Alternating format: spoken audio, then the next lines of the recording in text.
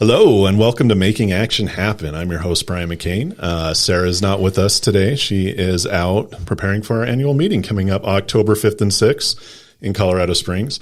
If you want more information, make sure to go to our website, action22.org, but it's going to be awesome. We're doing it as an annual meeting and expo, so it's really a chance for our Action 22 members to be in an area and show off what they're doing.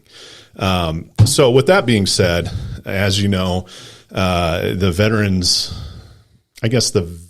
field in Southern Colorado, that's kind of my thing, and I've been working on it forever. And, traditionally on September 11th, the week of, I like to bring in a veteran who's doing good things for the veteran community, and today is no exception. So today I have Tommy Fergerson. He's in. I've known him for a few years now. Yeah. We attend the Pueblo Chamber Military Affairs meeting every second Friday of the month, and I think I've been doing it for 18 years now I've been going. Oh my goodness. Yeah. There were some gaps when I was traveling a lot or working in DC, but I counted it the other day because we went to the legislative barbecue, and that's about the same time I started going to the military affairs meeting, and that was my 18th legislative barbecue, which means I'm getting old, which that's why like all this gray in my beard and all that wisdom. No, I don't know about that. I want to call it wisdom, but maybe frustration sometimes, especially again, working with the veterans community. It's a very unique group of individuals, and you really have to understand it to work in it. And I think, sometimes people get frustrated, and I get frustrated at times because we're very territorial and we have a lot of pride in what we do. And sometimes we don't like other groups taking that pride. So it's a friendly competition. I wouldn't say it's a negative thing at all, but it is a friendly competition. But anyway, Tommy, he is known as the Arm Skydiver.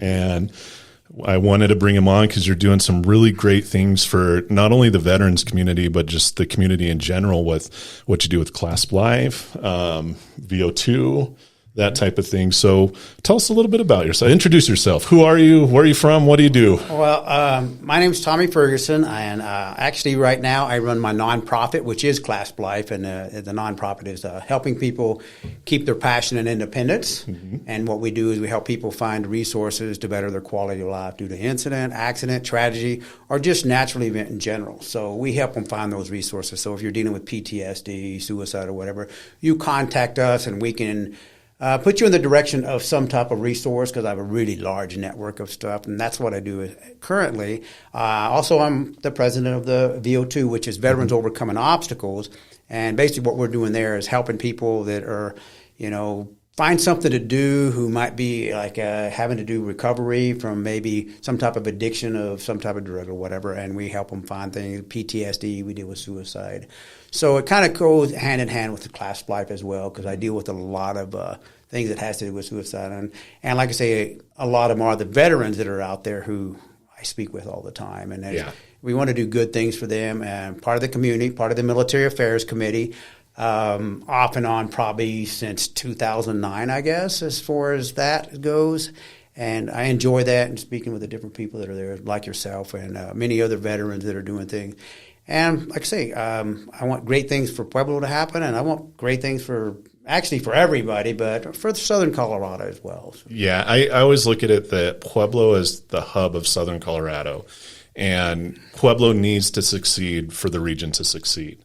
So people ask, why is Action 22 based out of Pueblo? Because we cover El Paso County. Right. Some of the larger areas like Trinidad, the Valley, areas like that. I'm like, well, really it's Pueblo. Pueblo's kind of the center of it. And we have a symbiotic relationship in the communities around us together. So we really need to bring Pueblo up, make sure Pueblo's doing good to ensure that our communities surrounding us in Southern Colorado are doing good. And that, again, goes hand in hand with the veterans work. I've said many times on this show, the rural veterans of Southern Colorado, they have it pretty bad when it comes to access to care, access to transportation, benefits, things like that. And we are seeing, and I very much appreciate it, the VA is doing a great job reaching out. Director Kilmer's been on the show. He was the first VA director to actually go out and have monthly town hall meetings in all the counties to get the concerns. We have groups like Mount Carmel's expanding into Trinidad, Custer County, the Valley and Monte Vista, stuff like that. And we're seeing a lot of nonprofits come down too, as well as private public-private partnerships like with UC Health with their suicide prevention services. So some really good things are happening, but it starts here in Pueblo and then it spreads out. And, your message, I think, and with VO2, Veterans Overcoming Obstacles, we did have Chris Carter on about 6 or 7 months ago. So he came in and kind of gave his backstory. I think it got a little dark at times, but it was great just to hear how he got to where he's at. And he's kicking butt right now too, especially in the addiction field and helping those addicted. And you're very close to him. We did the weightlifting competition together. That was the deal. He came on the show, and then I had to go to his competition, and then I threw my back out like the next week. And he's like, "You gonna go to the next one?" I'm like, "I don't think I can right now." But tell us a little bit about Clasp Life, because I know it's not just veteran focused, but I was trying to explain it to my wife today. She asked who I had on, and I was like, he basically gets out there and people that are, for like a lack of a better term, that are in a very rough spot, you show them that it doesn't have to be that way and they could live their life to the fullest. Correct. And basically, and a lot of it is the awareness of the fact that I am the one-arm skydiver. I literally have, of course, my video, I was wearing a GoPro at the time. So it's actually recorded. You can actually go watch it on YouTube. I'll post the link down below. Yeah, it's actually has almost 3.8 million views on it. Actually noted all over the United States. I've actually been on 18 different TV shows and talk shows and stuff like that. So I'm known all over the place. I mean, Germany's did one, Taiwan's did one, Japan's done one, UK's flown over and different things like that. And basically, the biggest message to me is, no matter what happens to you, there's just adapt, improvise, and overcome. And I always tell people, don't allow the incident, accident, tragedy, or life event to define you. It's what you do thereafter, which is what defines you. And that's what my message more that is, and that's what Clasp Life is. Because there's always somebody out there that you can be pointed to that can help you along. Say, you're dealing with, PTSD is a big thing. I do have a son who's got PTSD. He was diagnosed with it. He was in Iraq. He was actually in Iraq and Afghanistan. So he spent 3 tours over there, 1 in Afghanistan and 2 in Iraq and stuff like that. So, and he's also one of my board members. So Clasp Life tries to reach out to veterans, and actually we reach out to just about everyone. Yeah. So you can actually go on the website to clasplife.org and go to the resources page, and you can find lots of resources for all kinds of different things. It's for veterans. It's for basically anyone that needs help. And if you have to, you contact us. Like I say, I do speaking engagements quite often for different things. And a lot of people are, well, how much money? I said, you know what? I'll do it for whatever it takes. I mean, even if it's free, I don't care as long as I can help someone to get them out of that. But main thing is me is just, I don't let things get me down, and it's always, people are always like, what makes you tick? And I said, I do have a lot of faith in God, so I have a lot of faith. And I said, I just do whatever the Lord says. It's kind of like with my accident, I say that because when I had my accident and I hit that trailer, which I hit it at about 45 miles per hour. Yeah, I finally watched the video yesterday, and I was like, oh, man.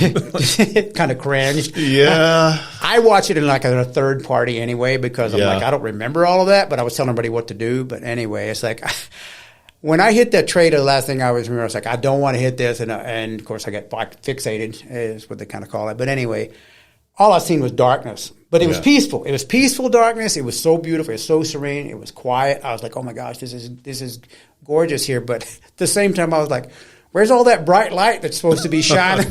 I didn't see no bright light. I thought, light oh, my gosh. But then I didn't see any fire either. I was like, I must be okay. So that's how I kind of view things. And it's like even when I was in the hospital after my accident, I was laying there, and I was like, I had 3 arms. So I had my arm that was just hanging off of me, that was just laying there, and I had my arm that I could move, which was my right arm, and then my left arm was, and then I had this 3rd arm, which a lot of people don't understand what phantom pain is and stuff like I do now. So I had 3 arms. I'm like, okay, I've got this arm here, but I mean, I could literally take my fingers on my left arm and just bend them plumb back. They just, because I had a brachial plexus injury, so it actually avulsion, which means it just yanked the nerves out of my spinal cord.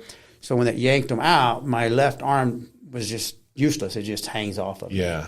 So that's when I finally did talk to my doctor and talk to several different surgeons. They said, I said, man, can I just cut this thing off? It's just hanging off. It's just like dead weight on me. Yeah. And they used to duct tape my arm to my body when I would skydive because I was the first. So let's back up right there. Okay, first off, and I also want to get into the veteran side, but this is the most interesting. So I watched the video. So you're coming in, and there's a trailer there, and you hit the trailer. Correct. And then that's what your arm got wrapped up in it, or hit it and yanked it out, basically. Right. And then so you're in the hospital. And then you get out, and then you're still skydiving after that. Correct. And they're duct taping your useless arm to your body while you're skydiving. Correct. Yeah. So how soon did you go back to skydiving after the accident? 8 weeks. 8 weeks? 8 weeks later, I was back up in the sky, and I had no clue what I was doing. Because there was no other skydiver in the world that had only one arm skydiver. So I was it. Was it hard to jump out that? Was it nervous, or was it something that you had to do it? No, I wasn't nervous or anything, because a lot of people asked me that. I just was like, I want to get back to skydiving. That was my passion. That's what I enjoyed. You got to realize, even though that particular injury, I actually had 8 broken bones. I had all kinds of stuff messed up in the left-hand side. But no, I was just like, I gotta go out there. I gotta jump out, and I gotta figure this out in the sky, which is not really a good place to figure it out. But that's where I wanted to figure it out. But there's nobody else that does it, so you couldn't call out. I couldn't somebody watch else. a video because people that had jumped with one arm, because they have a prosthetic arm. Yeah. So they had an arm that they could use to steer. Yeah. And I didn't, so I didn't know really what was going to happen. So I just jumped out, thought, well, I'll figure it out on the way to the ground, God willing. So that's what I did, and I just was trying to fly in. I was like, this ain't working. So I said, I'm going to hit that ground pretty hard. And all the veterans know I PLF'd because I knew it was going to hit pretty hard. But I rolled, I stood up, and I thought, that's really cool. I had a blast. I was smiling. I was happy. I didn't hit my target like I normally would. Normally I hit right dead center, but I was kind of far away. And actually the 2 guys that were supposed to be watching me do this, they actually weren't even watching. They didn't even see me come out of the plane. Oh, jeez. I landed about 200 yards away from where I wanted to, but it was no big deal because I just rolled. Because at that time, I had 343 skydives before the accident. Yeah. And so I did know how to skydive. I just had never done it with one arm. But I did find out that a lot of stuff we used to teach our students about skydiving with one arm, in case you got a dislocation or whatever. Yeah. That is a bunch of bull crap. It doesn't work. It doesn't work like all. that. It doesn't work like that. So I figured out how I could come in and land the best I could. So I just what we call half braked it to slow it down. I couldn't full brake, so I could flare and slow the canopy down. So I just did a PLF, parachute land and fall, because that's what I did in the military a lot of. Not that I ever skydived in the military, but I did a lot of stuff in the military just for jumping off a stump, and you know how to roll. Yeah. Fall off your horse, learn how to roll. Fall off a bike, learn how to roll, so that you're not sticking out. So that's kind of what I did. So that was my mindset. Even when I was in the service, they said, you were always the same way in the service. You're the first one to jump off of anything. It didn't matter. Yeah. You're doing land navigation. We got obstacle courses, and it's like you're doing the 60-foot slide for life. You're like, I'll be first. Even though you don't know what you're doing, I'll figure it out before I hit the water. So that's kind of what I did. And that was actually at Fort Bragg. So I had a lot of fun in the military. Actually, when I was in the service, I was in there from 79 to 85, and my AFSC was actually security police, but I did all kinds of stuff in the service. But I got to compete in the service, and I did Volant Rodeo. I did Peacekeeper Challenge. I did Giant Sword. So I did a lot of stuff in the service. I was always competing, and it was always like, biggest thing I can say is for some reason I'm wired to where if something happens to me, I just find a way to still continue on, just find a different way to do it, maybe, or something like that. Like I said, adapt, improvise, and overcome. Exactly. That's just what I live by. I mean, I just always have. And so I enjoy what I do. Like I say, I enjoy doing Clasp Life. I enjoy working out at the gym. Like I say, Chris, he kind of roped me into it. And yeah, he does that. That's what he does. That. So he's like, one day he's sitting beside me and goes, hey, Tommy, you look like you want to run the Tough Mudder. And I was like, no. Okay. I don't know what it is. But I'll do it. He goes, you seem like you'll do anything. And I was like, okay, yeah, let's do this. And he goes, I said, when is it? And he goes, well, it's like 4 weeks away. And I said, well, how long is it? And he's like, I don't know. It's like it's a 15K. It's got like 30 obstacles. And he goes, everything. I said, okay, well, I'll go do that. I said, I hadn't worked out for like forever. And I said, sure, I'll try that. So that's how I got with Chris and got to know him really well, because when I showed up there, I really have to admit, one lady that she's an instructor there, her name is Annie, and Annie was the first one I was jogging with, and she's like, she goes, what are you doing here? Why'd you join the gym and stuff? And I said, well, I talked with Chris, and he said I should join the gym and run the Tough Mudder. And she goes, are you serious? And I said, well, yeah. And she goes, you do realize that's not like but 4 weeks away, and it's like 9 miles and something. And I was like, okay, yeah. And she goes, I can't believe you're going to do it. And she goes, that quick, and you're going to just do it in 4 weeks, and you're going to get ready? I said, well, I guess so. That's what Chris says. That's what I did. So yeah, he sits in the meeting, and he'll talk about, like, we got a challenge coming up, or a Tough Mudder, and we need somebody to represent the group. And he always looks at me. And when he does that, if he doesn't leave first, I just avoid him and go around, because I know he'll get me. And you can't say no. The first time I met him, he was doing an event at CSU Pueblo.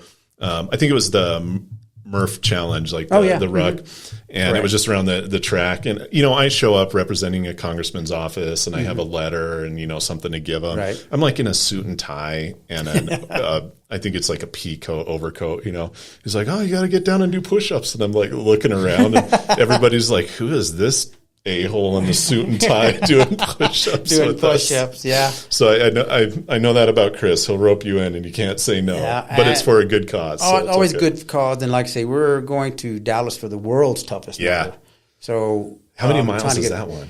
We're going to try to do 50 miles. 50. Yeah, 50 miles, and it's within a 24-hour period. So what it is. So it's basically what you're doing is you're running a 15K, which is basically like 9-point-something miles, almost 10 miles, and 30 obstacles, and you just keep running it as many times as you possibly can. So that's kind of what I'm training for now, the best I can with the guys. And like I say, it's going to be fun. Always have fun with whatever I do. And like I say, a lot of things that I do is all because of my military training. Yeah. And like I say, I was in from 79 to 85. And like I said, I competed all over the place, and I trained all over the place, and I got I got a paycheck to do what I enjoyed doing. Which I got paid to play basketball, paid to run track. It was like really nice. And of course, actually, I was a cop, and I was on the SWAT team. I did all kinds of stuff like that in the service, and of course, I got a lot of TDYs to actually at that time. Noriega was the big issue in the South, and it was like. We did a lot of TDYs down there, different things that we did with the military had a lot of things, because basically what we were doing was like support for the Army and stuff like that, and they were down there, so we'd do TDYs down there and stuff. So I didn't see a lot of the combat stuff as far as that goes, just flying in and out of there sometimes, and that's kind of like what I did with that. But like I say, most of the time I competed, the SWAT team, learning that. I was a small arm range instructor. I did some law enforcement stuff. Mostly, like I say, we did stuff with nuclear weapons, because I guarded the old B-52 bombers. Yeah. I guarded one of the first B-1 bombers that came in. So that's kind of like the military stuff. But the same thing, it's like a lot of things that I learned in the military, because we trained a lot with the Army. We did a lot of stuff with the Army. We were always training with them. That's what I did too, because I went in security forces, which is the same thing, but I was stationed with the Army and the Marines the whole time. So a lot of my training was in the beginning with the Army, and then later on like deploying with the Marines and doing that stuff and doing the bear base defense and all that fun. Not so fun stuff. Yeah. Well, it was always fun to me, though. I always enjoyed training, especially with the Army, because we were trained for combat for a lot of our competitions. Yeah. And the combat instructor that we had that taught us everything was actually Major Walsh. And he had actually got commissioned while he was in Vietnam to become an officer. And the man was just amazing. And he spent 3 tours in Vietnam. And so he trained us for combat. And, of course, when we went into combat, since we were Air Force, but we would go and compete in the competitions, but we were trained like Army. Yeah. So we would just wax everybody, because they didn't know anything. To be honest with you, Air Force didn't understand all the, bound around and all that kind of stuff. Yeah, so we were trained for all that stuff, and he was really good, and he was a philosopher, and he was also very much a Christian man, and he would use things like the battles in the Bible and stuff like that, and teach us and stuff, because he thought I was pretty rowdy, so he used to come. He goes, you need to be a civilized warrior, Tommy. He said, you're a warrior. You want to do everything yourself, and you're fast and you're quick. But he goes, you need to be civilized as well. You got to realize there's other people out there too that you can utilize and stuff like that. So I was always the point man. I was always the fastest guy that run around like a chicken with his head cut off. That's who I was, to try to get people to fire at me so we could take them out. And that's what I did when I was in the service. Like I say, did a lot of different training, but I used that. And the same thing as my applying it after I had my skydiving accident was the fact you don't get down. You just find a different way to do it. I mean, literally, while I was in the hospital 3 days after my accident, when I finally was well enough to where I can even do things, because they had me on so many different drugs and they weren't understanding what phantom pain was. And I was like, okay, well, I'm just going to find a different way to do it. And I was thinking about this, okay, so I don't have this arm that doesn't work. And so literally they had some social service women come in for me to talk to me. And it was really weird because I'm laying in the bed and I have two of my friends there with me, and they come in and they talk like this. They go, Mr. Fergerson, you're probably going to lose the use of your left arm. Have you given it any thought about how you're going to do things? That's how they talk. Like, oh my gosh. I mean, and I'm like, well, shoot, shall I have? I said, instead of skydiving with 2 arms, I'm going to skydive with just 1 arm. That's what I'm going to do. And they're like, what? And I said, that's what I'm going to do. I said, I'm already starting to figure this out in my head, trying to figure out how I'm going to skydive with 1 arm. Because at that time, I just knew that arm was not coming back. I just knew that. And of course, it doesn't help when you have a doctor that looks at you and he looks in the door and he's like, man, that guy's messed up. Yeah. He ain't going to do a squat for me. Yeah. And it's like, they're just like, but that'll be $250. That's how much it's going to have to pay for me telling you that you're really messed up. But that's just how I seen it. They just stood up and they looked at me and goes, well, you have a totally different attitude. Because and I deal with that with Clasp Life. I do with that. I talk with the veterans sometimes who've had a limb loss or something like that. And they're down. They're down on different things. They're down on God. They're down on life. They're thinking, oh my gosh, I can't never do anything again in my life. And that's just not how I see things. I just already starting to think, okay, how can I do this a different way? Yeah. And so they just like, well, okay, I guess we'll go down. They just left, just walked out over. I was like, well, that was a quick little episode. But that's what we do. Like I say, I do go to the hospital. I am a certified peer visitor with the Amputee Coalition. So I deal with veterans. I deal with a lot of people who have had limb loss. A lot of it's diabetes and stuff like that. But I get to meet amazing people and some amazing veterans, too, that's happened to them. I mean, there's one of the veterans up in Del Norte, and his ex-wife hired a guy to shoot him because she wants his property and stuff like that. So he got shot, and they thought he was going to lose his arm. And they contacted me and said, hey, would you like to talk with this veteran? And what he was talking about was the fact that he might lose his arm completely because it took out his scapula and stuff like that. So you meet amazing people, and that's why they had me contact and say, hey, you can do these things and stuff like that. But the VA at that time were going through all the COVID stuff, and they didn't get to him in time to where they could have probably saved even more of his nerves. Man. And so it was tough dealing with him, but he still has range of motion a little bit in his left arm, and he's like, what do you think? Should I have it amputated? I said, man, if you can save your arm, any part of your arm, it's a value, because I have nothing. There's nothing there, so there's nothing they could do. I mean, this just flops around. So anyway, he was really adamant about that, and sure enough, they did save some of it. But had they done the surgery prior, it would have probably saved his arm completely, because but the COVID stuff hit, and 6 months later, before they finally seen him, well, a lot of your nerves have already went away. They're actually they die off. And the things they do is they actually take nerves from other parts of your body, and they'll put them in there and try to make you have some type of movement or range of motion and stuff like that. So I get to meet different people like that. And like I say, a lot of them are veterans, and they contact me and say, hey, Tommy, this is what's happened to me, or I talk with them because they're really down on what life is, but they don't realize life has still a lot to offer. Don't never give. I just don't give up. And there's lots of people out there.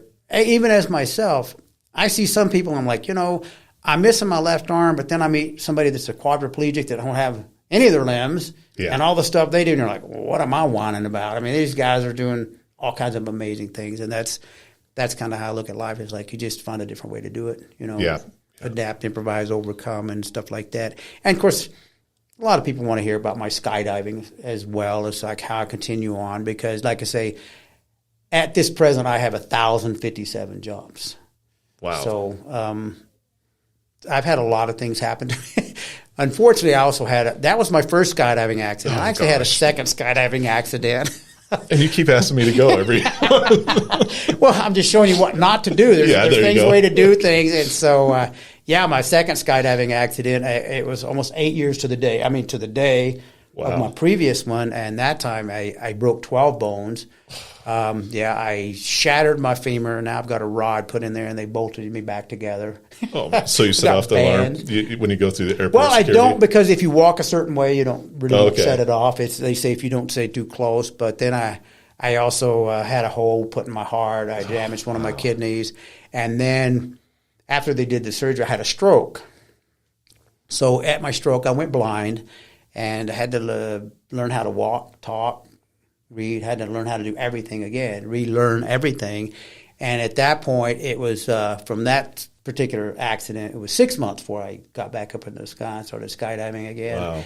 And it was really funny because the person that owns it, Skip Moreau, owns High Sky Adventures, and he's also a veteran. He's also a Purple Heart recipient. Skip's, and that's the place if you're going towards Canyon City. Correct. That's on the, he's a veteran, and he's always had faith in me. And he's like, well, Tommy, whenever you want to go to the top, we'll take you back up if you want to skydive. And he goes, but you really need to get some training first. And I said, well, just who's going to train me, Skip? Is there somebody else that ain't got no arm or something? And he goes, point well taken. But anyway, he's a great guy. He was in Vietnam, and a lot of things happened to him as well. But me and him have always hit it off. And because we're a lot alike, because he's the same way, you never stop, even though things happen to you. And it's great having other veterans around that's helping you out, and they believe in you. Yeah. And that's a big thing, because a lot of times it's the camaraderie that veterans have that you don't see with civilians. I mean, yes. Sometimes it's like you feel like they're like saying it because they feel like they have to, whereas a veteran understands because he's been there. He's dealt with a lot of different things. And like I say, I enjoy skydiving. It is my passion. Just like Clasp Life that's why we have that in there, helping people keep their passion and independence. And independence being that find a different way to do it so that you can still be out there. And that's a lot of my mode that I deal with, because I do deal with a lot of nonprofits. I deal with like No Barriers, Paradox Sports, Adaptive Adventures. So like I say, I do have a large network of people who I can help, guide people to where they can find out, hey, we can get you a trike or some type of way for you can get back around, and you can get back out and be with your family and stuff like that. So in that aspect, it's nice. And I always think that a lot of things happen to me because the number one thing with dealing with people is if you haven't experienced it, you really can't talk to people about it and be, sincere about it. Yeah. And that's a big thing when you're talking with someone. It's like, even like I talk with a lot of people who have had strokes, whether they're civilian or they have prior military or veterans or stuff like that, is that, you just got to continue on. Just find a way to get through it and work. And it takes work. And that's the other aspect is it's not going to just make you better by sitting doing nothing. You got to get up and do something. And it's just like when I did with stuff with VO2 veterans overcoming obstacles, then I go out to the gym and started doing the training for the Tough Mudder. We did that. And then just recently, back in July, we did what we call the Infinity Tough Mudder. So we ran 18.6 miles. Just a little one. Just a small one to get us ready for the big one. But holy cow. It just never stopped. Just continue on with life, enjoy life, build people around you that are positive. Yeah. That's something that is tough to do. It seems, and not just in the veteran community, but everybody has their little, I call it a subculture, clique or group of friends. It is, especially today, it seems to be hard. And I have teenagers. Oh, yeah. So if anybody has teenagers out there, you'll know what I'm talking about.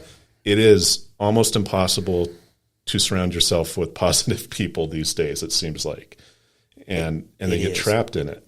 Yeah, and they do, because it's such a negative feedback that's coming from the world itself, and especially say, well, you need to quit watching that. You need to start looking and get around positive people. I will say, with me, I always think everybody should just get up and keep going. And it's one of the hardest things I probably had to deal with was go into a room and deal with someone that's had limb loss or had a stroke or whatever, and how they have such a negative attitude all of a sudden on life. Like there's not going to be able to do anything anymore. And I'm like, no, you got to get out and start to keep moving and find things that you can enjoy. And I mean, I have some people that, have had strokes and some of them are veterans, and it's like, you can find other passions. You may not be a skydiver like myself. I said, a lot of them say they lived through me. They're like, oh, it takes me back when I was in the service, when I was in the paratrooper and stuff like that, watching you skydive. Yeah. So in that aspect, it's really nice to be inspiring to them. And they're like, you're the only reason I get up every morning, hoping you've got another video or something like that. But I do have over 100-something videos, and some of them are really great, but some of them are in my underwear. So it's a thing in skydiving community. You have an undie 200. Yeah. So when you hit 200 jumps, everybody wants to jump in their underwear. So just so you know, you might just be warned. Just a warning. If you're searching for these at work or school, but they're not too bad. Yeah. Everybody's covered. But I skydive in my gorilla suit that I have. I've also jumped in with a bunny suit at the PCC, which is the Pueblo Christian Center. I skydive there. I do a lot of demos and stuff like that as well. And sometimes it's like I was telling the people at VO2 that I don't know. Sometimes when you see someone who is actually missing a limb or missing something or doing things, it gives the people something they can see. Because a lot of the veterans I deal with, especially with PTSD and dealing with other things like that, you really can't see what's really bothering them or affecting them. And there's a lot of things going on inside. So in my aspect, it's like we always tell people, it's a double whammy. So we're dealing with the mental aspect of it and also the physical aspect of it. And so people can see that, hey, you continue on. And like I say, I do it because I enjoy it. I enjoy skydiving. I still skydive. I get into the Tough Mudders now and weightlifting and all the kinds, like the one that you were in. And I just enjoy living life. The thing is, don't give up on life. And sometimes I tell people, some people just need a chess set. They just want to play chess. At least you're doing something. You're not just wasting away. And like I say, I'd rather get people out. I mean, I love to climb the incline. I do that quite often, and just getting people out and doing things. Yeah. Because if you sit and do nothing, you start wasting away. You really do. Your mind starts wasting away, and like I say, I've met so many veterans that are out there still doing things, even ones that have had things happen to them. It's I talk about that because I do skydiving, and one time we had this veteran out there, and he was like 50-something years. I want to say he's like 55, and part of his arm was missing, but he could still functionally use his arm. And I was talking to him about it. I said, do you have any phantom pain or anything like that from missing, part of your arm? And he goes, well, I didn't until you mentioned it. I thought, oh, man, because I know how that works. When you start talking about it, your brain starts, they're like, oh my gosh, this is what's going on. But anyway, he did really well, and it's nice to see, veterans out there. And like I say, Skip Moreau out at the High Sky Adventures, he always gives veterans a discount because they are veterans and stuff like that, because he's very supportive of veterans. So I do a lot of different things, and I just continue on. And I just don't want people to stop living their life because something has happened to them. Or sometimes it's just putting people in someone else's path. And I think I always tell people that God does that. He puts people in your path. They can help you and make you realize that, hey, you know what? I can do this. I can find a different way to do it. Or I can find something else that maybe I want to do that I used to do, or, stuff like that. Like I say, not everybody's going to be skydivers. I mean, we're kind of a rare breed anyway, but I suggest everybody at least try it once. Yeah, I do too. At least once. You try it. I skydive by myself, and that's kind of what we teach out there. I'm the jump master and an instructor out there, and you jump by yourself like the military, but you're 3,500 feet up. Is it a static line jump? Static line, yes. You're attached to the aircraft, so when you leave, it's going to open the parachute for you. Okay. And then we teach you in class about a 3 to 4 hour class, depending on how many people are in it, of what you need to do as far as emergency procedures in order to, if something, for some reason, your parachute didn't open up, how to cut away and go to your, your other canopy, which a cutaway, I've had 10 of them, 10 different cutaways. We just go to the other next parachute and just fly it in. And some of it was because I don't know why they want me to be the experimental person since I only have one arm, but it's like, let's try something different. We'll put it on Tommy. He'll jump anything. So I just do that. But you learn all the procedures, and because we talk you in on radio. So if somebody's on the ground talking to you and telling you left turn, right turn, and when to flare, flaring means to the canopy, the back of the canopy comes down, slows you down for landing so that you land a lot softer. Hopefully you land on your feet. But if not, so what? Slide in. I slide in quite often. A lot of times the tandem people, which tandem meaning you're attached to someone, we call that a meat load. You're attached to someone and you're along for the ride. And so that's one of the different things. And like I say, Skip's really good about that. And I meet lots of different veterans. I've done a lot of stuff with Amputee, Coalition. We do stuff with that. And they're always contacting me to help people out as like a peer visitor and stuff like that. And then also we deal with No Barriers does a lot of stuff with the military. Paradox Sports does a lot of stuff.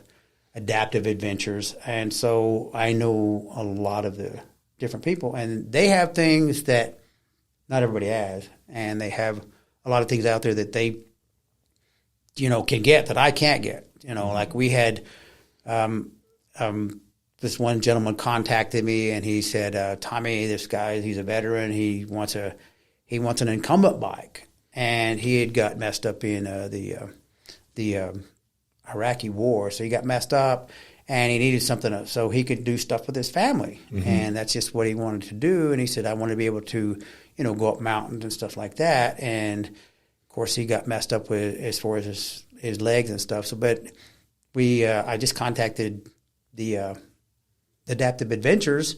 And that's kind of what they do, is help veterans get these bikes that they can do stuff. So ended up getting a bike. So it worked out great for him. Good. And like I say, that's all we kind of like do through adaptive through Adaptive Adventures. Paradox Sports is more for they do a lot of ice climbing and rock climbing and stuff like that. And they're always doing stuff with the veterans to help them out, to get them out doing things. And that's kind of me. And it's like you say, you go into military affairs and I watch, and most everything that they're talking about, they're not getting people out. It's like, what are we going to do with people who are, we can get them food and we can get them clothing and we can get them the different things they might need. But it's like, you still want to live life. You need to go out and do things. Yeah. And there was I think it was Darius that said it at the last one, he said, we're really talking about people's mind and their body, and we're not talking about their spiritual life or their soul, basically. And he does come from the religious side of it, but I really liked what he said, that we are focused on mental health, physical health, obviously, but it's the soul or your spirit that really needs to be touched, saved, motivated. That's because that's who you are. And it's hope. Yeah. Hope. If you lose hope, that's when you dwindle away. Same side why we have a lot of suicide. You understand. My former wife actually committed suicide. She died in my arms, and I had 5 kids at the time. And it's like, but they lose hope on what they have, and a lot of it has to do when you lose that hope. That's a lot of the reason you do it. And it's like another one of my Vietnam veterans. He used to come to our, Thanksgiving stuff like that. He was 67. He ended up committed suicide. He shot himself, and he's in my book. Actually, he helped me have my arm amputated and stuff like that. He got the ball rolling and stuff like that. But a lot of people said, well, but don't you feel horrible for what he did or whatever? And I said, you know what? I knew how much pain he was going through and stuff like that. And I said, he was a Navy SEAL. David Stevenson was his name. And he got messed up when he was in the service. And then, of course, then he went to work for the police department, the Pueblo Police Department, on the beat back in the early 70s when downtown was That's when they used to have, because I used to work with, my dad was a cop, but I used to work with an old retired cop when I worked out at the reservoir, and he would explain, he said Union Avenue was really bad, Oh, yeah. And how they would walk the beat. They just would do the old check-in on the phone every block, like, I'm here, I made it a block. Yeah. And he was telling me stories and you know, I'm young. I'm looking at Union. I'm like, this is like the nice part of town. He's like, it was not like that before. No. Yeah. And it's really amazing. I speak of David Stevenson because he's telling me his story. He got out of the service in the early 70s, and then he was running from the police, believe it or not. He's running from the cops, coming from Canyon City.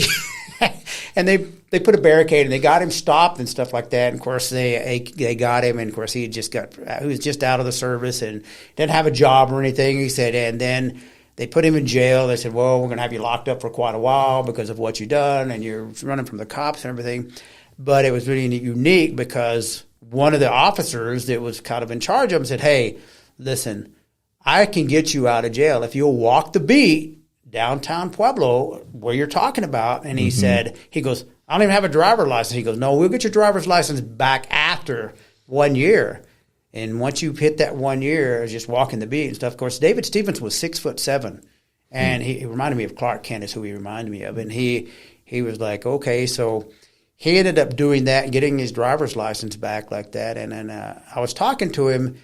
And one day he was in the hospital, and he asked me to try to smuggle drugs in for him. So he could go to the bathroom. They would let him take what he wanted to. But anyway, so we went and got stuff. It was a different time those days. Yes, yeah. So we're talking to him, and we got him taken care of. And I said, what are you talking about? He goes, well, how do you deal with all that pain? Because he's talking about my phantom pain and the pain that I had and how I dealt with it. And I was telling him, and he goes, you know, his kidney was damaged, and they said it had a lot of cancer in it. He goes, I don't know. And they're like, well, you know, you can live off of one kidney. You don't have to have two kidneys. And then he said, well, I don't know how that's going to work. And he raised up his shirt. He'd already had one kidney removed. Oh, jeez. When he was a police officer, he was actually shot. And two guys they were robbing one of the convenience stores. And he was the first person on scene. And he said, when I come out the side of the doors of his shield, they just started shooting at him. And he goes, I felt the burning sensation. And it went through him. And I said, well, did you get them? And he goes, I got both of them. I got both of them with one shot. But one of them actually made it back to Canyon City before he passed away. The other guy died in the vehicle. And he goes, yeah, I got both of them. But it's just amazing. His stories were amazing, and he was an amazing man. But when he was talking about his pain, and because I see death a little bit different, because I've been on the other side, and it is so serene and so beautiful. It's hard. It's so peaceful. It's like, I didn't want to come back. I'm going to be honest. I didn't want to come back. And but that was a God's thing. God said, no, you got to get back. So that aspect of it, when David, you know, they said, well, he did commit suicide, and he put all his papers out in front of him, and he shot himself. But in my aspect of it, he's not in pain anymore, because he could have got another kidney, but he said, I don't want to do that, Tommy. He goes, my parents will be taken care of. I'm in another thing. And he says, I'd rather that kidney go to someone who could use it. And he goes, I've had a good life, and I've done a lot of things in his life. So kind of in that aspect, I said, well, he's at peace now. And that's how I see it. He's at peace. Yeah. And like I say, I don't see that. It's like, even with my former wife who committed suicide, I mean, it's like, that's a permanent solution to a temporary problem. And sometimes you got to get yourself out of that situation. And I always tell people, make sure you call someone. You need to contact someone. And that has happened with David Stevenson, because he had thought about committing suicide well time before, but he was still taking care of his parents. And it was actually a colonel from the military who contacted me through email and said, hey, you need to go talk with David. I think he's not in a good place. And so I'd go talk to him and stuff, and he goes, what are you even doing at my house? I said, you know why I'm here. Yeah. I'd been told. But that's kind of what we do, and that's what I want to do, is talk to people and give them back that hope. And his hope was actually his parents, dealing with his parents. But then once he had his cancer, that's when I think he kind of gave up on life and was okay with where he might be once he has, had the cancer and stuff, and he's going to pass. So that's one of the aspects that we do with the military, and we're just a phone call away. And like I say, we're at clasplife.org, just CLASPLIFE, just like my shirt.org, and their phone number's there. You can call at any time. Yes. Even the VA, and I'm just like a lot of people. I've been through divorce. I just recently went through a divorce, and I had to take my wife off the benefits because I do have benefits through the VA because of things that happened to me while I was in the service. And so I'm a disabled vet. And so I was on the website looking at my VA stuff to have her removed. So, because you get an extra $100 a month or something like that's how it works. And I said, well, I better take her off. I'm going to get this big bill saying, hey, you owe us money. You got all this money. So I get on there, and it had a 1-800 number, and I contacted them. I contacted them, and they're like, oh, you're doing okay? Or you're not suicidal, are you? And I'm thinking, I'm just trying to take somebody off of my benefits, and they're like, oh, but you're okay because we know how hard it is to go through a divorce and things like that. I'm like, no, I've already been through the divorce aspect. I'm just trying to get this taken care of. But they were really, really punctual and right there, because it was like, I was like, no, I said, that's not what I'm calling for. I'm calling to have this done. And they're like, oh, well, we'll see if we can't put you in touch with someone else. But finally, I just went here in Pueblo to the office, to the VA, because Adrian he's like my person at a point of contact as far as the VA goes. But anyway, so I did that. But it was like, it wasn't even 3 days. I got a call from Denver from a lady going, hey, are you doing okay? Wow. How are you doing? I mean, I was really impressed how the VA was on top of that. Good. In the aspect of, I'm okay. And she kind of starts, and she goes, it sounds a little bit different that we need to contact you because it sounds like you're doing fine. I was like, well, I'm doing fine. I said, that's not what I contacted you all for. Yeah. But it was nice that they were that on top of it to be and say, hey, we want to make sure your mental state is where it needs to be. And it's just like what to circle back what you were talking about is, I have God in my life, and when I have things, I pray a lot. I do pray, I pray to God. I pray for a lot of different things, and it gives you hope. And being that way gives you hope. And the things that's happened through my life, people are like, well, how do you continue on? It's like, because I have a lot of faith in God. And I'm a different person in that aspect. I don't have the tragic story, how I, did all these things. I cheated on my wife, and I drank, and I don't have that story, because God's always been in my life. He really has. And it's like, I've had people go, oh, when did you get with God? I'm like, well, when did you find God? And I'm like, I never knew I lost him. So he's always been there for me. So I said, that's how I see things. But that's one of the things, that's why I have so much hope, because I do believe in God. I think there's a higher power greater than we are, as well it is, and so that's how I see things. And that's why I do what I do. So when I leave, like you asked me about leaving the aircraft, my first jump, it's like, I just pray to God. I say, okay, God, let's do this. I'm going out. And it's like, I always tell people, because I've had 2 skydiving accidents and 21 broken bones and all the things that's happened to me. And they're like, well, you believe so much in God and stuff like that. I said, well, yeah. I said, but I think God does that so that I can understand other people. Mm-hmm. And I said, you can't witness unto someone if you haven't lived it. And I've lived through a lot of different things. The only thing that I have with God is I said, man, you got to get some faster angels. Them angels cannot keep up.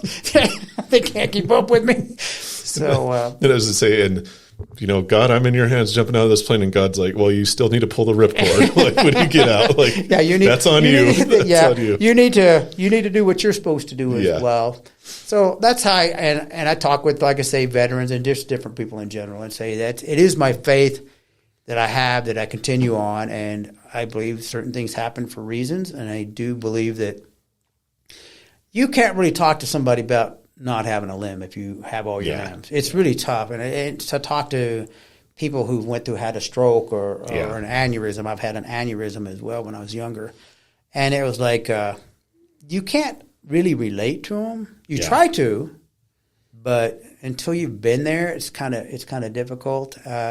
Same as why I deal with a lot of times as for suicide, because I've been suicidal before. I've been down that path, and how I get out of it, and I'll be honest with you, it's usually praying to God to, and he always usually puts somebody in my path that's saying, hey, you know what, there's a lot to live for. There's a lot out there. Don't give up on it. Just find a different way to do it and stuff like that. And that's what I always try to, emphasize with different people that I do speak with, whether it's, like I say, veterans is probably one of my big things, because I was a veteran. I still will always be a veteran, which is kind of weird when you go to the store and they're like, oh, you need to redo your card, to get your discount. I'm like, did I not become a veteran or something? Or something happen? I I am baffled when they do that. It's like, I didn't expire. Exactly.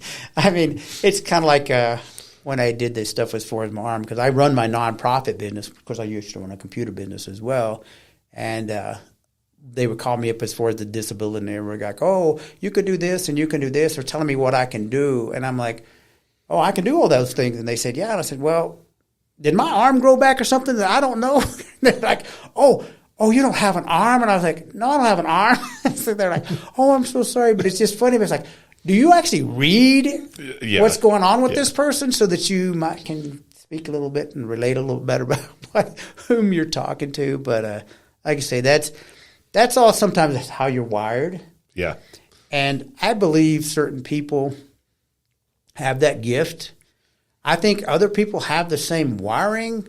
It's just that they're not sending the signals through those wires. Yeah, I agree. And you need to rewire yourself. Yeah. And realize it's not over. There's just find a different way to do it. And that's what I believe. And I've done it, ever since I was a kid.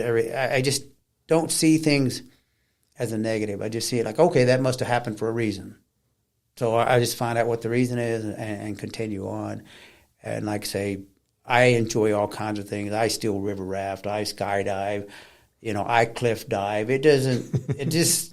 I don't stop. And like I say, running the Tough Mudder, I enjoy doing that kind of thing. And doing it with veterans, too, it makes it fun. Is that camaraderie, because we used to always carry the flag with us and stuff like that. And like I say, Clasp Life, we help just about everybody. It doesn't matter whom it is.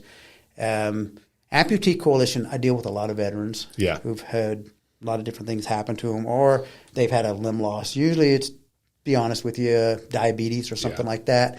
But I don't want them to give up hope as far as they can still do other things. And I'm going to tell you, some of the prosthetics out there are freaking amazing. I know. Oh, my goodness.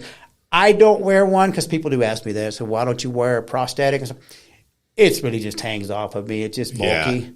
Yeah. You can do a lot of different things. You just get the mindset, and most of the limbless people that I speak with or that I know, they don't have something hanging off of them. And if they do, it's usually for some other reason than what you think. A lot of times the women do, they like to have something on there because they're more for the looks aspect of it. But once they just, get with me and they're like, how can you just walk around with your arm? You have no arm. You just don't seem to care. I said, that's just who I am now. That's just something I just deal with. And they'll have one. But then they end up taking them off. But did have another veteran who he had a arm that it's kind of like a shunt, what they call a shunt. So he could yank his arm like that, and his arm would pop up. And what he did was, he was also a welder, so he welded on there, and because it had that little metal hook, so he was a fly fisherman. He liked to do fly fishing, and so he could do his lures and stuff. Oh, wow. And that's what he used it for, because that's all I use it for. I mean, otherwise it's useless to me. Flies, yeah, it's kind of cool how he did that.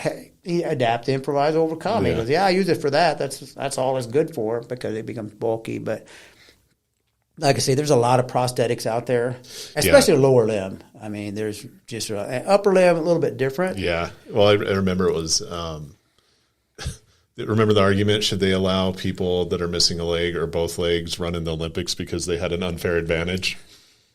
Yeah, that's not true. They don't have an unfair advantage. I mean, they're having to compensate for a lot of other things. That's why when I heard that, I was like, they don't have legs, so I wouldn't call that an unfair advantage. There's none of them just blowing anybody away. There's a reason you have the the Paralympic stuff like that. It's for that reason, is because you're not going to go in there. You're not going to outrun Bolt. I'm sorry. It ain't going to happen. I know. That just cracked me up when I heard that. It just popped in my head. I was like, they really don't have an unfair advantage. Yeah. So you have a book. You brought it in. I'm a published author. You can actually get my book. If you contact me directly, which if you just go to clasplife.org, you can contact me, and I'll send you a book that is signed by myself and my co-author, which was Kissy Thompson, just an amazing lady. She does a lot of stuff for the veterans as well. And because otherwise I wouldn't be able to type that fast. I could always use that as an excuse, is that I'm missing my arm now, so I can't type that fast. I couldn't type that fast to begin with, just so you know. But everybody don't need to know that. But so anyway, she helped me do the book, and that's a whole nother story in itself. And she does a lot of stuff with veterans. Unfortunately, now she has cancer, and she's battling cancer. No. And just an amazing woman, a master electrician. She's my seamstress, so she would fix all my clothes, redo my parachute suit that I had. She put in there so we could have like a fake arm in there so I could fly a little bit better.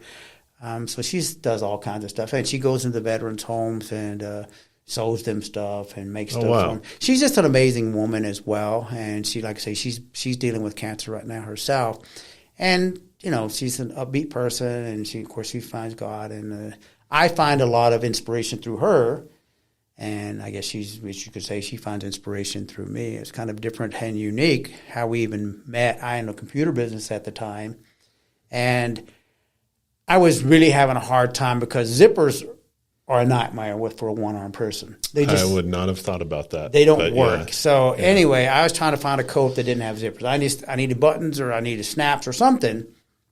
So anyway, she had brought her computer in to be worked on, and I said, okay. And so I was telling her, I said, they were going to charge her like $800 where she went to, and I was like, it was like a $50 stick of memory, fixed it. Yeah. And I was like, I have to order the memory. But anyway, she came back in, Casey did, and I was still working on computers. I mean, I went back to work 7 days after my accident. I was back in my shop working with just one arm, doing what I could with one arm, learning how to function. And she said, hey, I want to bring you something, and if that's okay. And I said, sure. And I thought, oh, my gosh, here comes some more keyboards or some old junky stuff. That's what they do with a computer store. And I was like, okay, well, bring it in. And so she brought in this black bag. When I seen her get out of the car, I was like, oh, black bag. That means it's probably going to be something that's messed up. But anyway, she comes in, she goes, I hope you're not offended. You know, I'm here to pick up my computer, but I want to bring you this because it's amazing that you're still working, you're still skydiving, you're still doing everything. And I said, yeah, I've already stopped. And she goes, I want you to have this. And so I pull it out of the bag, and it's a coat that she had made for me. And I was like, okay. And so it had snaps. It did have snaps. And I had been looking for a coat that had snaps or something like that. And she goes, put it on. So I put it on.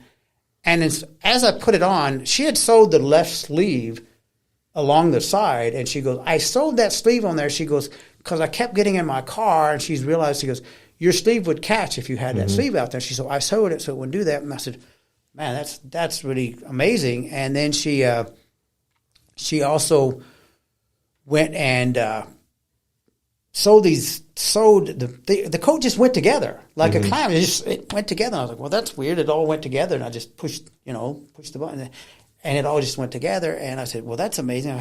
She had sewed magnets so that the magnets would pull the coat together, and all I had to do was fasten it.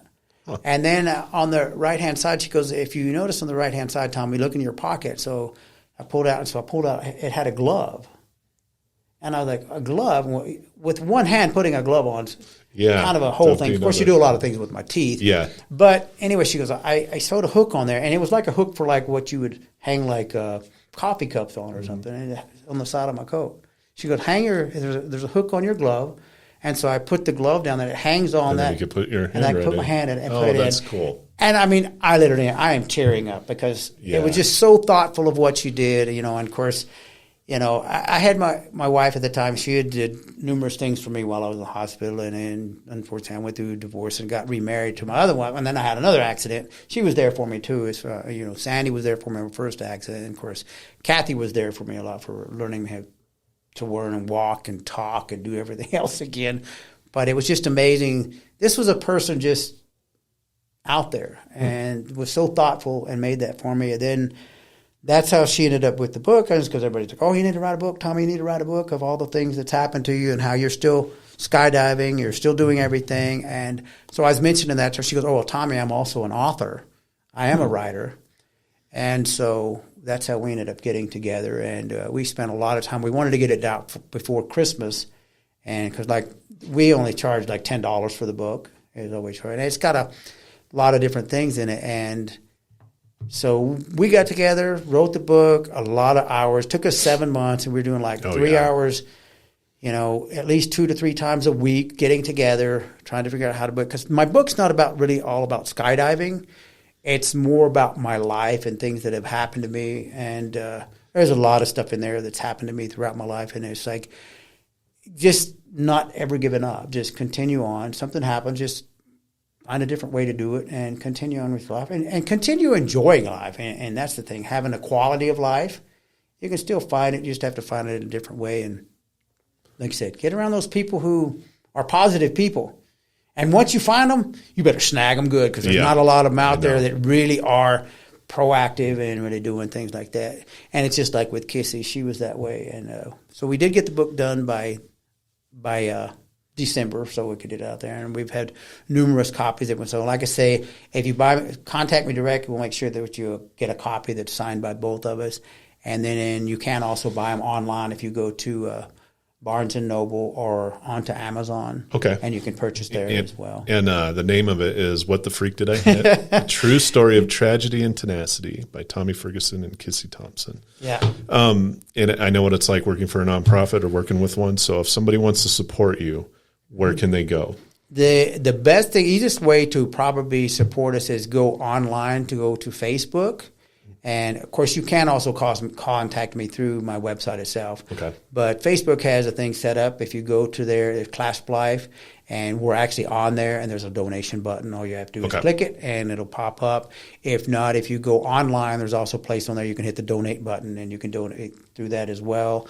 Or you can contact me directly, or whomever, however you want to contact me. And we have different people that I also have. Lisa Hendricks is my marketing manager, which she's an amazing person as well. So she helps me a lot. That's the easiest way to probably do it.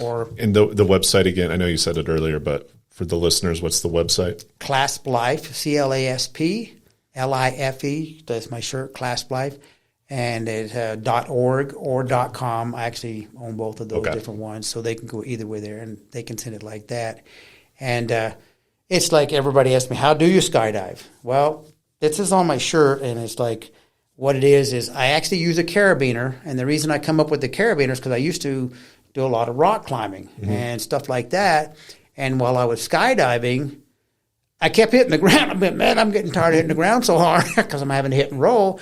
And I thought, man, if I could just attach these two steering lines together. I was going to ask that earlier. I can fly this thing with one arm. So I was going to ask if you attach the lines together so there's one to do it. So there's one, and I can fly, and then at 1,000 feet I go to the front. So I can flare all the way down. Okay. Because you have a riser right here. You can't flare if there's a riser. So I have to go to the front. But attach the two carabiners. And so I come up with that idea. It's just like, oh, man, I could just attach those. And then, of course, I thought, you know what? I use a carabiner. And that's kind of like what we have the carabiner for. That's security. I've attached them together. And then, of course, we use the Ankh for life. And then, of course, the fist itself is holding on. And it's also security and stuff like that. And that's why we came up with that. And that's how I skydive, is attaching that carabiner. And that way I can flare and slow myself down and land. Like I say, I probably hit the ground 4 times before I come up with that idea and say, man, this is getting hard. I felt like I was in the military or something. Yeah. That's how they hit the ground. Where the wind blows them, that's the speed you're going to hit the ground. Tree, building, truck, field, anything. So. Exactly. So that's why we kind of come up with the idea. And I had different people that helped me out that come up with the logo. And it really is what it is. It's continuing with life, clasp on to life, hold on to life, and still enjoy it and get out and enjoy it. And sometimes, like I say, you don't necessarily have to do it, but if you go out and just watch skydiving, it's amazing just to sit out there and watch it. It's amazing to watch people come in and land and do different things. But it gets you out doing something, not just staying in your home, watching your TV with no hope, and stay away from mainstream media. Yes, that's a big one. We say that a lot on this show, actually. They're very negative. Everything is a negative. I know there's lots of things out there still to do and still to enjoy your life, and that's what I try to get and really impress upon people to do. And if somebody wants to go skydiving where you go, where should they go? They should go, actually you can go online, which is High Sky Adventures Parachute Club, and that's the actual website, and that's what it's called. And just go contact them, and then they'll set up a thing. Normally what we do when we skydive is you want to train on Friday, and then you'll skydive first thing Saturday morning. Or you train, Saturday night, and then you jump first thing Sunday morning. That way you got a lot of time to think about, oh my gosh, what am I doing? That's what I tell people. They start thinking, I'm like, when I did it for the first time, it was like I trained in less than 2 hours and my first jump, and then was on the plane and out the plane. I'm going to tell you, I wasn't, at that time, my brain was doing the same thing. What am I doing? Yeah. Why am I fixing to jump out of imagine. this plane? And of course, we always hear, "Oh, why would you jump out of a perfectly good aircraft?" So I said, "Man, you ain't seen our aircraft. It's a little iffy there. I might want to go and just jump out." But that's kind of how it is. And like I say, that's High Sky Adventures Parachute Club, and you can go online and do that. It's actually out at Fremont County Airport. Yep. And you are going to be tethered to a line. Now, they do have some that do tandem as well. We also have a tandem instructor out there that does stuff. But most people just jump by themselves. I've jumped both ways. Of course, the first time I jumped, it was by myself. I just was like listening to the radio and like, okay, they tell you which way to go. And then the only reason I ever did a tandem was 6 weeks after my first accident. I just did a tandem because one of the guys, "Hey, you want to go up on that tandem?" I was like, Sure. "Yeah." I still had my foot was still in a brace and everything because I broke my foot from the previous skydive and I had to pick it. And I was like, and they had me all taped up, and I still had my all my sling as far as my arm was still in that sling. So the doctors look at you and you're like, "What are you doing? You're crazy." And then they're like, "We're going to make a lot of money off of you."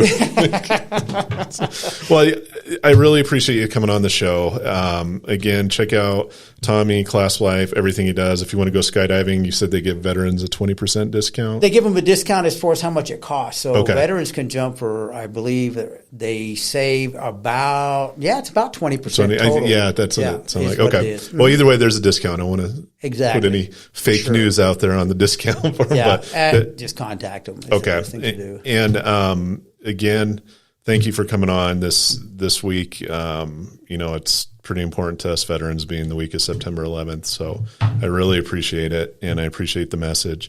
Now for our disclaimer that I always mess up.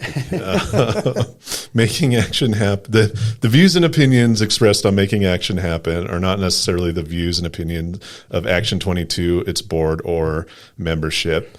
But I think that pretty much everybody would be in agreement with our opinions today. So, I think so. Again, our annual meeting is October 5th and 6th. If you want to find out more, go to action22.org. You can email us at show@action22.org with anything, any question, suggestion. If you want to yell at me, go for it. Sarah will be back next week, so appreciate listening and tuning in. And remember to like, share, comment, all that fun stuff. Oh, yeah. Thanks, guys. And thank you.